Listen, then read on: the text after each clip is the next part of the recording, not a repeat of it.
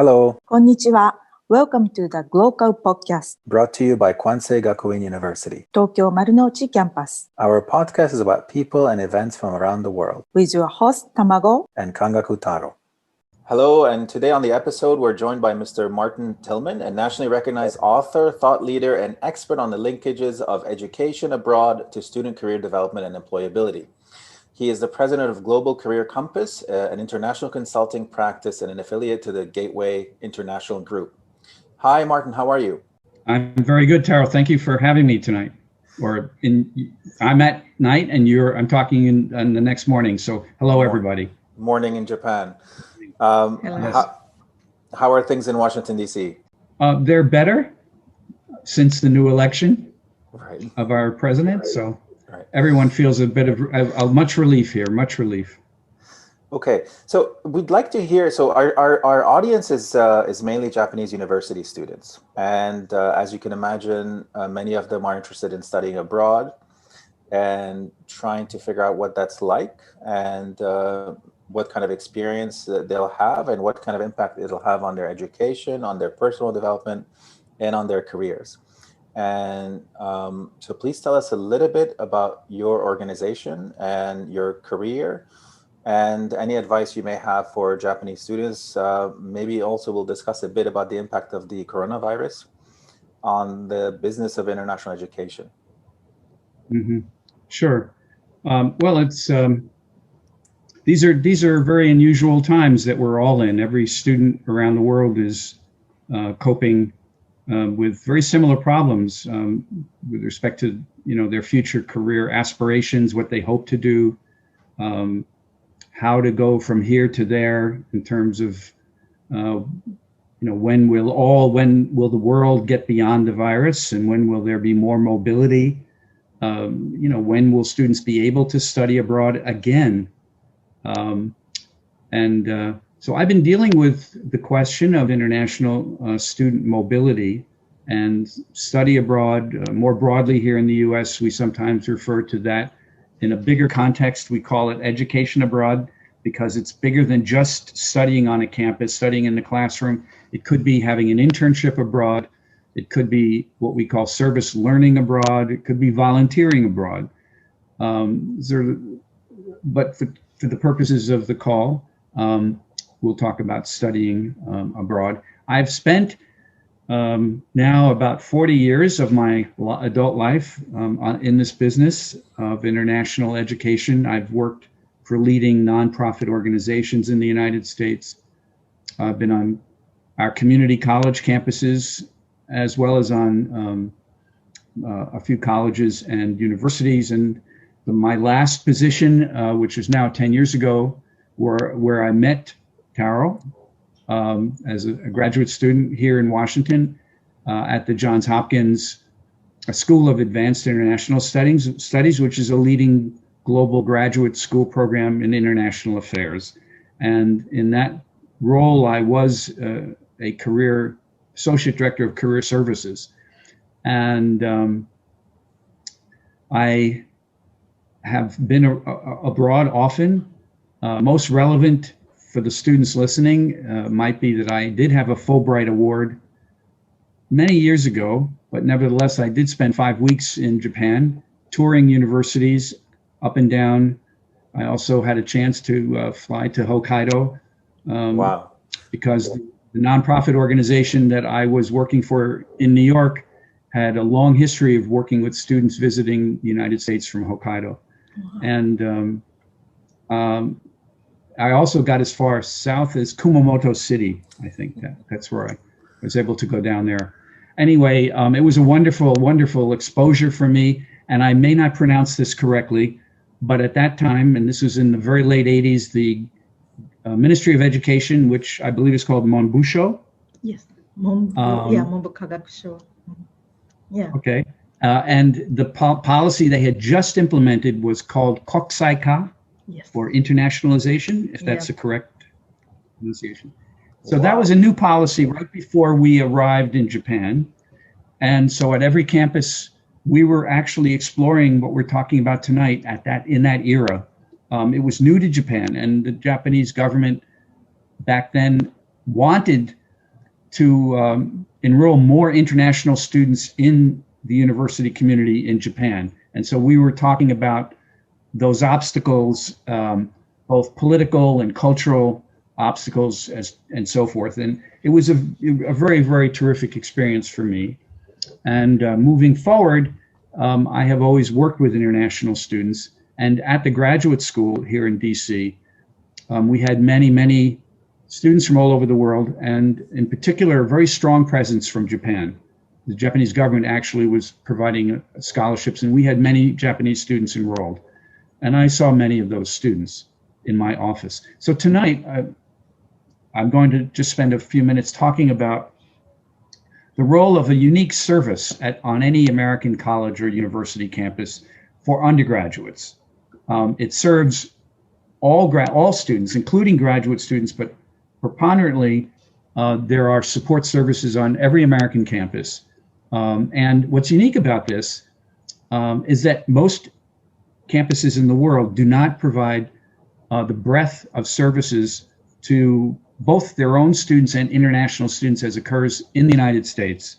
And the reason for this is simply that most countries do not have specific training programs to award graduate degrees to professionals who wish to do these things in a college community.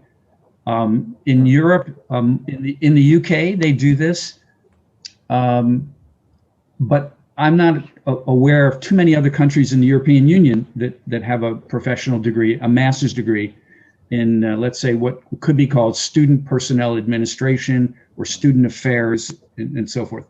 But many decades ago, I received that degree here. So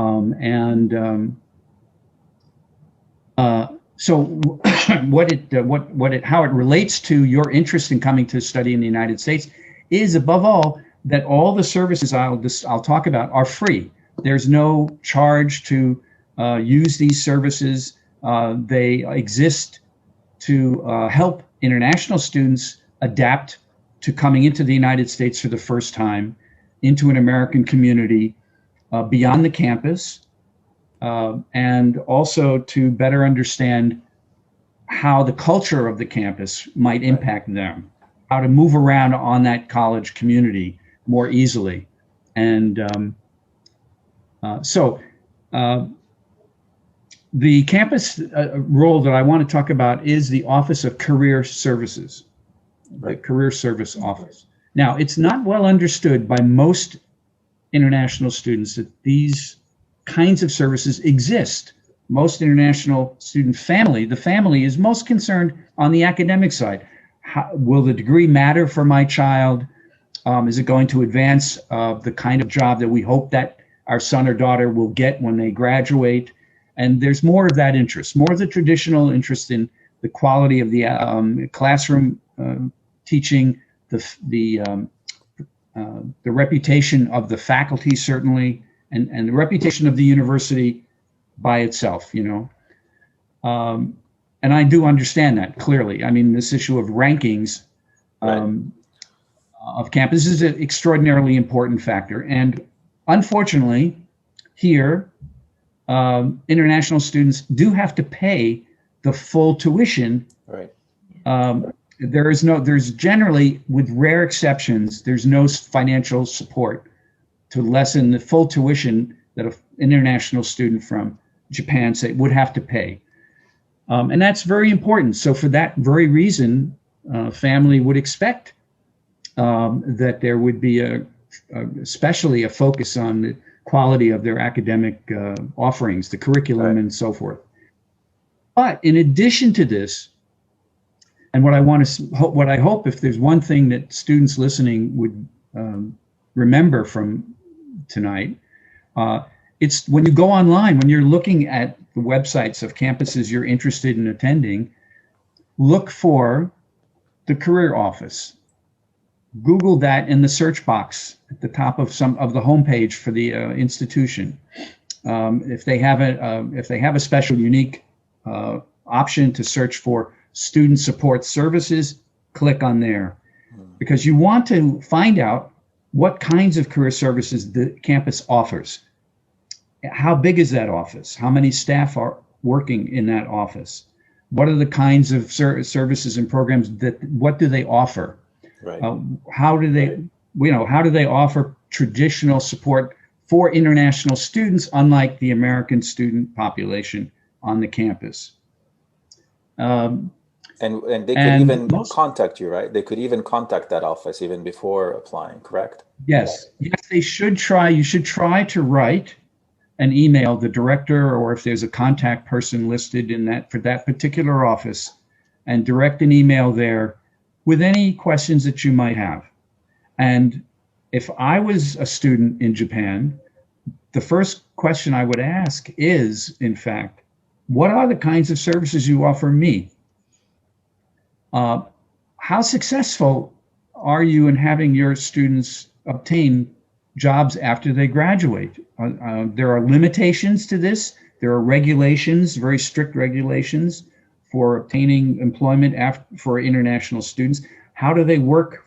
How carefully do they support? Will they support me in trying to do that?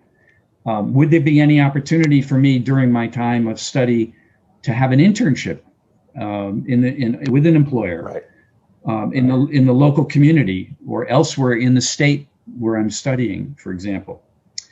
Now, one thing I looked up before getting on the call tonight and I was not surprised, but there's one list showing that most Japanese students in the United States are in fact studying at large universities in large metropolitan cities in the United States, meaning New York City, Boston, Philadelphia on the East Coast, where I live, in the center of the United States, might be Houston, Texas, or Ann Arbor, Michigan, and moving further, or San Antonio, or moving to the West Coast, San Francisco, and in Los Angeles in particular.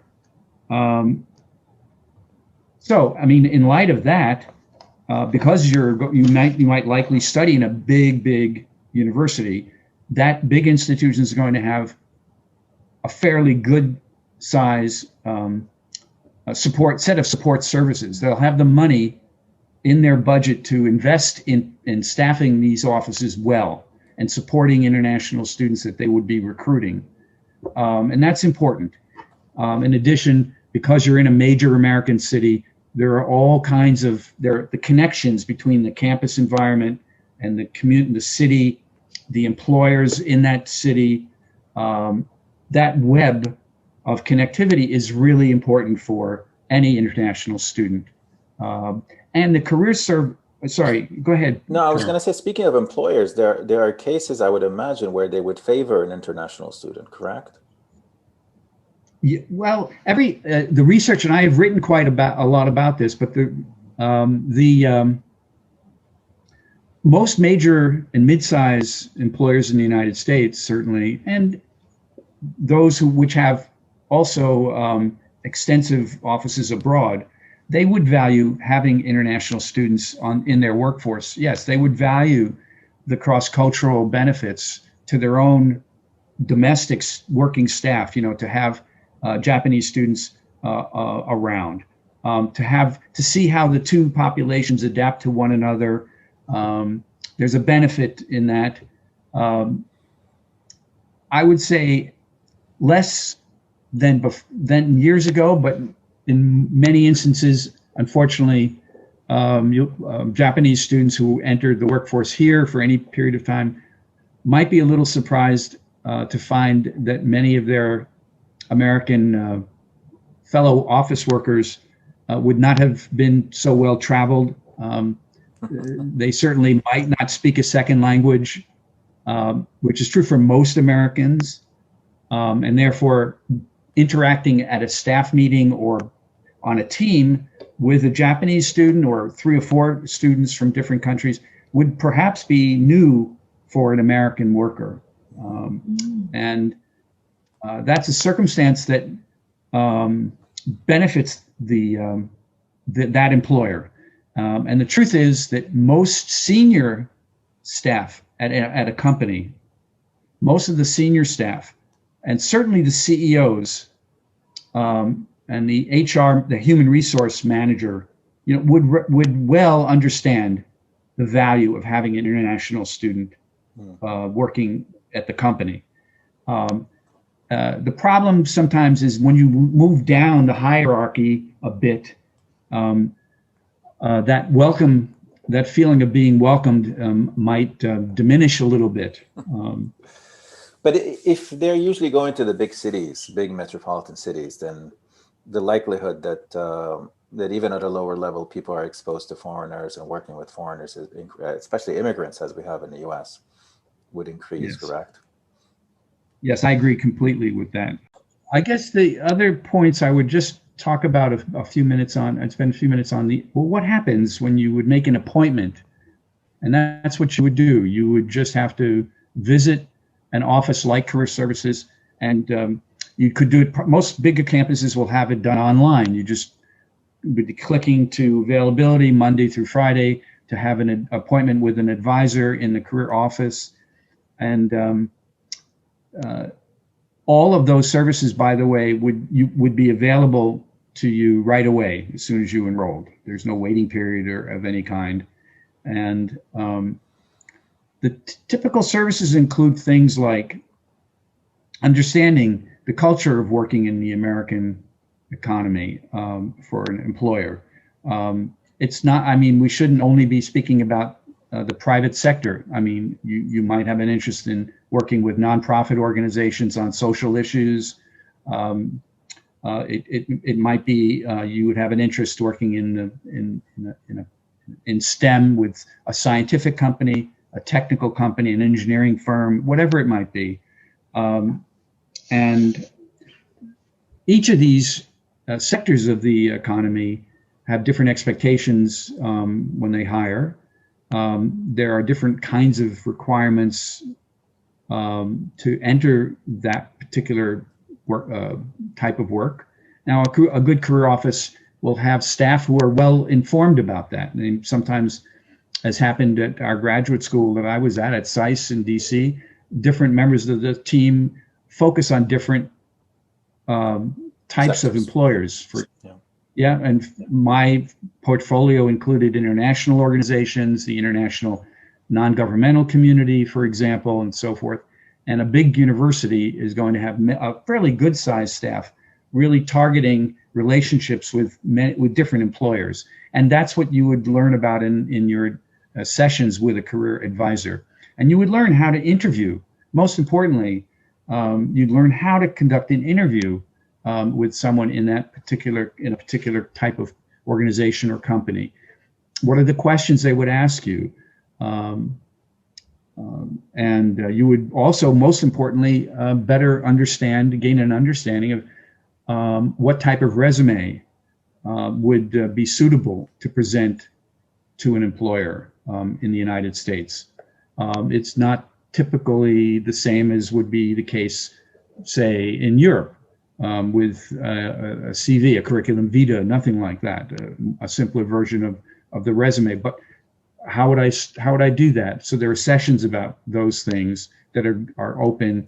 Sometimes they're for both American and international students, and sometimes, as happens, they would be specifically only for international students to participate. And I think. Sorry. So, do you have the program or the seminars about how to get to the interview or how to write the CV for the students? Do you have that kind of program or this seminar? Yes, that's right. I mean, I did them all the time. I mean, these are usually referred to as workshops. We wouldn't call them seminars, but we would refer to them as workshops.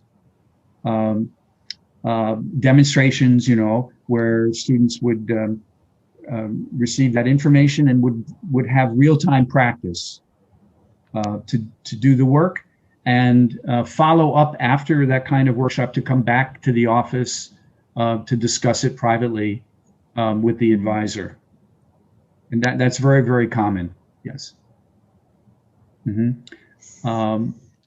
So which part most of the struggling with, I mean, for the international students, like writing a CV or the interview or? Well, just as has happened when I've tried to adapt myself to living abroad, it's the language issue that gets in the way, I think. So for Japanese students who might need to improve their English, oftentimes if you're enrolling early, I mean, and starting off at an American institution, you would have you could come a summer. Usually our start dates are in late August or early September, but might be in the weeks before. You could come for a special intensive English language program. That's sometimes very common to improve your general ability to speak better, and so forth. So that often is an issue. I will say that from my direct experience, it's unfortunately a stereotype that Asian students from Asia in general, might be seen as being very shy and very timid and, unwilling to perhaps get into the more aggressive style of the American students who are looking for work and internships and so forth. I always would have that kind of a conversation, not infrequently, with international students.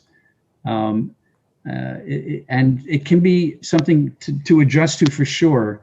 But I always would find myself saying to any international student who said that you can't presume and stereotype your American student friends also. I mean, there are lots of American students who are very shy, very timid, have a hard time with the aggressive nature of their friends, and so forth. So it's not only you, it works both ways.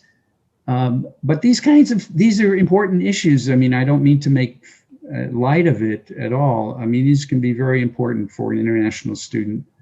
Yeah, and the other side of this is I'm talking only so far about career offices. There is usually a really well-staffed international student office.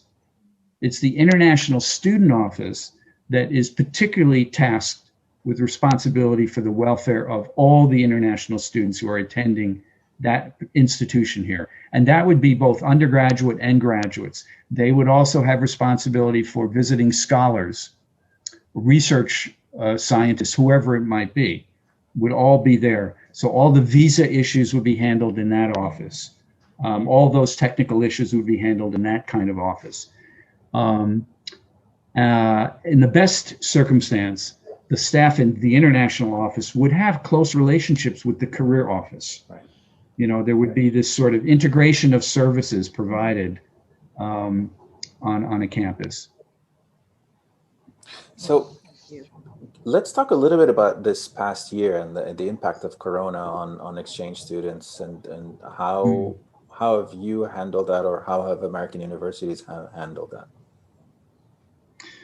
Right. Well, it certainly is no secret. It's just been in the newspapers and, online everywhere in the world. In the countries which have been the typical places where international students have gone for study in North America, outside of Asia, in North America and in Europe, right? The way that the countries have coped with the pandemic, it's varied enormously, right? We did a terrible job, but for our circumstances, it was largely due to the politics that were playing out here in the past 10 months, 11 months. Other countries had different reasons, different problems. So there are some things that, and I have friends abroad. I mean, we've been in touch with this since the pandemic broke out. First of all, of course, is the adaptation on every campus to virtual learning, and doing what we're doing right now as a regular feature. It's a regular feature of life, day in and day out. I mean, there certainly have been American campuses who have been known to do a great deal with virtual learning for a long time. The problem that happened is that when every faculty member, every professional office had to turn themselves into a virtual platform to reach students. Now that, every day of the week, that had never been occurring before, and the stress of that has taken a toll. In the United States, we have had a tremendous the economic impact of the pandemic has been enormous in many of our many sectors of the economy, and in particular in higher education in the United States. There are campuses that have had to close because the enrollments dropped so severely. Both American students and international students didn't show up. They had no source of revenue. The way our economy works, the way our system of higher education works, unfortunately, here has a great deal to do also with the portfolios, the fiscal portfolios of particular campuses. So, campuses that are highly regarded, that have big endowments. There you're looking at the well-known institutions, Harvard, the Ivy League institutions, and so forth. Those endowments and the money that they earn have allowed those campuses to lay off fewer people, to deal better with the economic downturn with enrollment of students and international students. Campuses that did not have that kind of a capacity to find money in reserve, they're the campuses that are still struggling right now. And there's a fear here. We are only, half of the year here is finished. So we're just beginning the second semester. And already, from last spring through the summer, the fall, those periods have had tremendous impacts economically. And so we still have another 4 to 6 months ahead of us. There are indications, there'll be more closures, there'll be more layoffs of both faculty and staff on campuses. I haven't seen any data on this, and not to my knowledge, there is not an agency that's really monitoring this, but there was one estimate early in the pandemic saying that more than 300,000 personnel on our campuses had been either fired or furloughed, meaning given temporary release from their jobs. Well, you mean the faculty and the staff both? Wow, the number. Yes. Okay. Yeah, that number was high. No one really knows. No one really knows what the number's like. The Department of Education is not monitoring this information. No, it's really, who's monitoring it here? It's our journalists, like the journalists that work at our major newspaper that covers the industry of higher education, called the Chronicle of Higher Education. So they would have lots of stories. There are other online journalistic enterprises that we turn to for information, like that. But in terms of the federal government, in pieces, they have data. For instance, the government here would have better data on government-funded exchange programs, like the Fulbright exchange programs or other types of scholarship programs. So they would have very specific data. But general data about what's happening on the, 4,000 plus campuses in the United States, the U.S. Department of Education, in this instance of sort of monitoring layoffs, there isn't a circumstance where they would send out a survey generally to campus presidents, say, send us this information. It's not happened. So layoff means because of the students already left the campus, quit the campus. That's why they don't have the income, so has to lay off. Well, yes. Go ahead. I think it's both. It's that students didn't come back, and then new students didn't come in. So there's a drop in new students coming in, and then the existing students not coming back for the second or third year. Is that correct? That's right. That's correct. Absolutely. Mm-hmm. Right. And there's also been another feature of the pandemic, unfortunately, has been older faculty, who've been teaching for many years, many decades, right? So they're taking this opportunity to retire before they intended to retire. And in those instances, because of the financial crisis, many colleges and universities are eliminating academic programs entirely. Wow. For instance, they're being forced to sort of do away with language programs that were under enrolled. Right.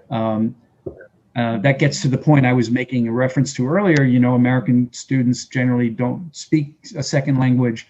Language enrollment has always been low, and now they have to save money, and so they're canceling parts of the curriculum. They're eliminating whole departments in the curriculum. Yeah. You know, on the other hand, this might actually be good for these universities to become more efficient and spend less on. I remember when I was an undergrad at community college, which is a 2-year community college in the U.S. Before you go on to the 4-year, you have the option of going to a community college, which I did. And I remember there was a high demand for certain languages that weren't being offered, and very low demand for other languages like Italian that nobody wanted. And yet the college had an Italian teacher, and they had the classes, and nobody would sign up for them. And the students signed a petition and said that we don't want to learn Italian, we want to learn these other languages, and where there would be huge demand for, huge enrollment for. So there might be some silver lining in all of this. Yeah, but it's difficult, right? It's because if even there is a low number of the, for example, they want to learn the Italian, it's low number, but still there. But if you have limited resources, you have to choose, right? So, so then do you choose Italian because you've been teaching Italian for 20 years, or do you choose a language that your students today want to learn, like maybe Chinese?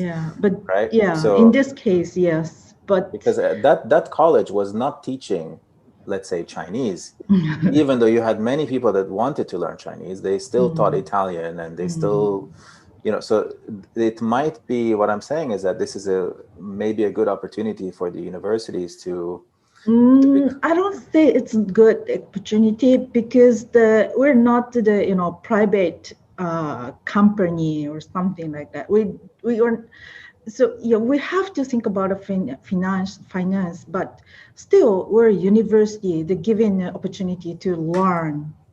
Yes, even a small number. But I know it's difficult time, so we have to cut down. But still, I don't think it's not the good opportunity. Well, for my opinion. Well, just to follow on what you both are saying, in the United States, there's a very, very long tradition going back to the beginning of the curriculum here, which initially was modeled on the German university system. But after that, what has emerged is what we refer to as a smorgasbord of learning opportunities. It's been forever common on campuses here that you have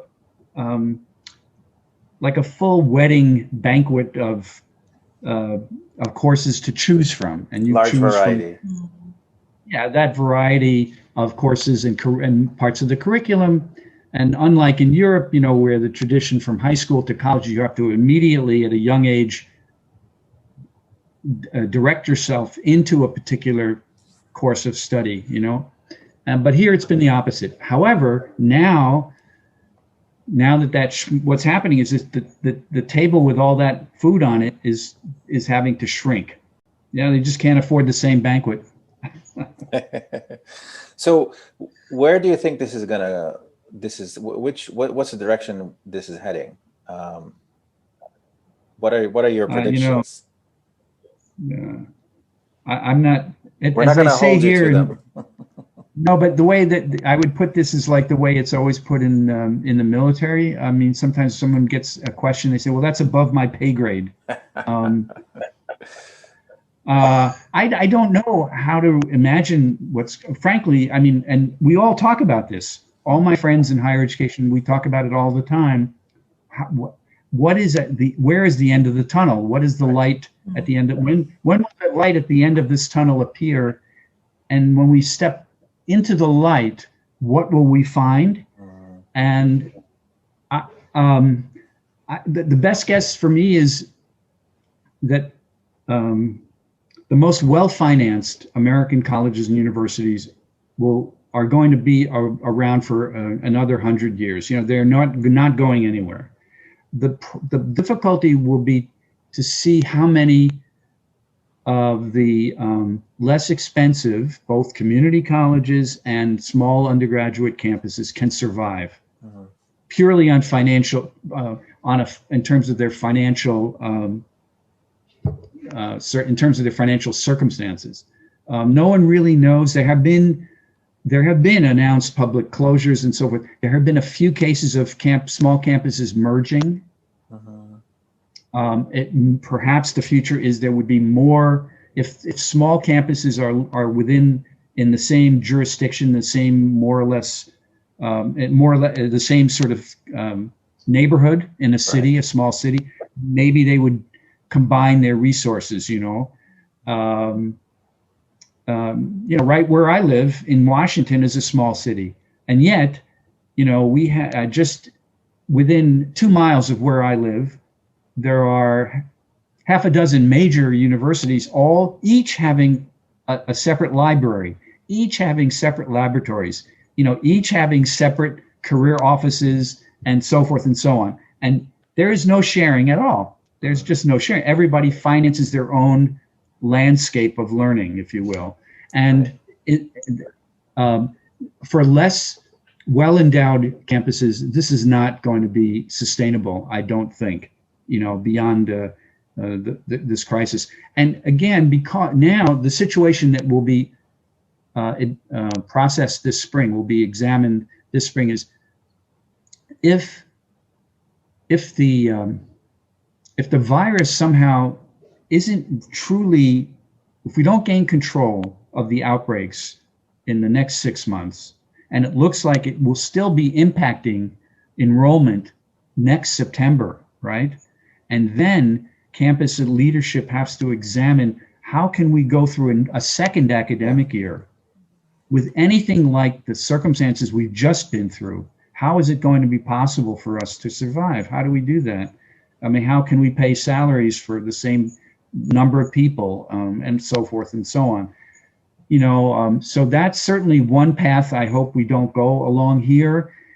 If the new administration in Washington succeeds in gaining control over distribution of the vaccine that becomes available, and we by summertime really see less hospitalizations, a better medical circumstance for our citizens, if that happens, then I think the path going forward next academic year would look much brighter. Okay, so I'm a Japanese student right now, and I'm trying to decide what to do about going abroad for a year in the United States. What do you advise me to do?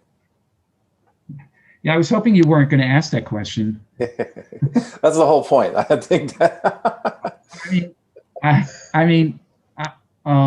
It's difficult.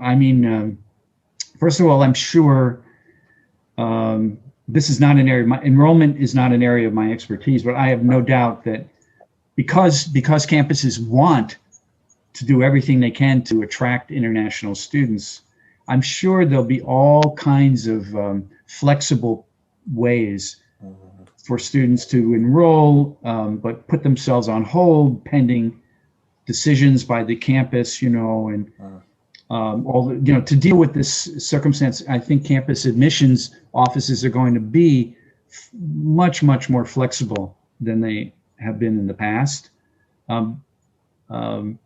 There may be more, for instance, more, and I don't know for a fact if that's happened this year, but there may be more efforts to allow for what are called deferments. Like we accept you, but you can defer until the second semester next academic year and so forth, and we'll take you in then.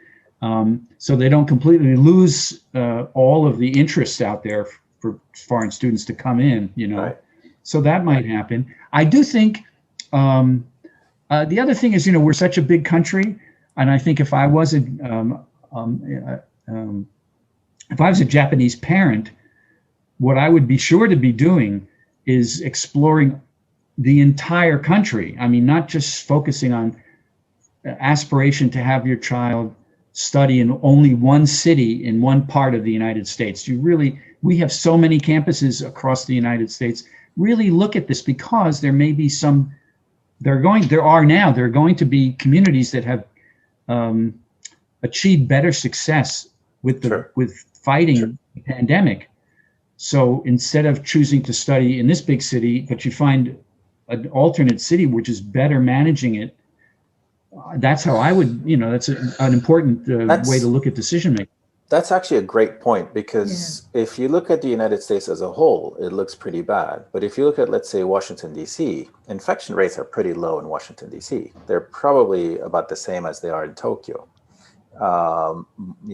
give or take. So I think that's a very important point that you make. The other thing that I'm hearing is that if you're a Japanese student and you're interested in studying in the US, you should just go ahead and apply anyway, because there's a lot more flexibility on the admissions side, on the American admissions side. And if you decide in the fall or in the summer that you want to defer, that you can defer, but at least you would have your admission. Correct. And I would also advise students to, in their conversation with their family, ask whatever questions arise in the family. Be bold, be aggressive, ask the questions that you're struggling with. I'm sure the campus will respond to whatever questions you put forward online about enrolling at their institution. There's nothing to hide. Like I say, this is a crisis situation across the world right now. And therefore here, as in other countries, the competition for international students has grown even more than it was before the pandemic broke, So ask the questions. And if you don't like the answers that they're giving you, look at another place. Yeah. So this is actually good sorry, go ahead. No, I would really urge people to remember that if you don't receive a satisfactory response to whatever question is important to you and your family, I would not pay much more attention to that particular campus, because they should be providing answers transparently to any question that a family from abroad has to ask them. Fair enough. Marty, we're almost an hour, so we don't want to impose too much on your time. So is there anything that you would like to cover that hasn't been covered yet? Oh, no, only my desire to return to Japan someday. Hopefully soon. And when I was there, I never visited your university. I mean, we did visit many, but so you'll have to come back on our schedule. Yeah. Yeah, let me show you around. I would love to show you around. Yeah. So, you mentioned that you have a family member that came to Japan. Do you want to maybe tell us a bit about that? Yeah, well, to my surprise, let's see, it's now 4 years ago, my daughter got married, and they are both well-traveled. They met as undergraduates. Actually, they met while studying abroad in Athens, Greece. Wow. And their relationship remained in place after they returned to the United States. And to my surprise, my wife's surprise, they just announced, we're going to Japan for our honeymoon. And I think they went for 3 weeks. Wow. Well, with hindsight, of course, they did what every tourist should never do, which is they traveled to too many cities, and in the end were unhappy that they didn't spend more time in certain places.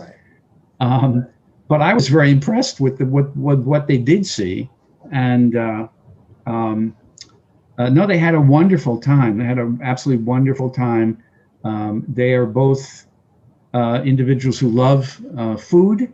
I was so jealous when they told me, when they would send photos. They actually would send back photos of the dishes they were eating throughout their trip.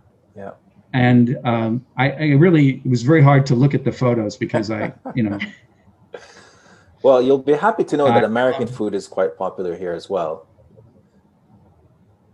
They have some very good high-end burger places. Well, okay.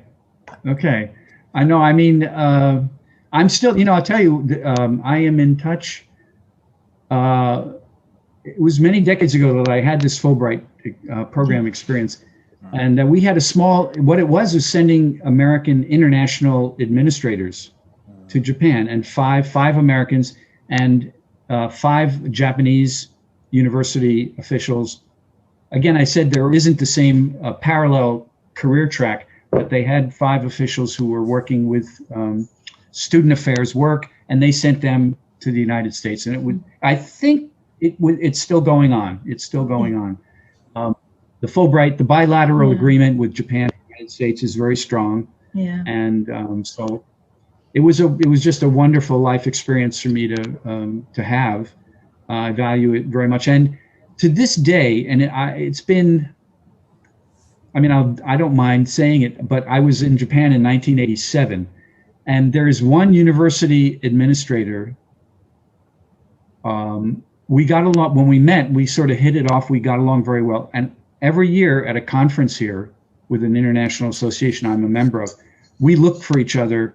All these decades later, we see each other at this conference, and we still hug each other and are very, very happy to see one another.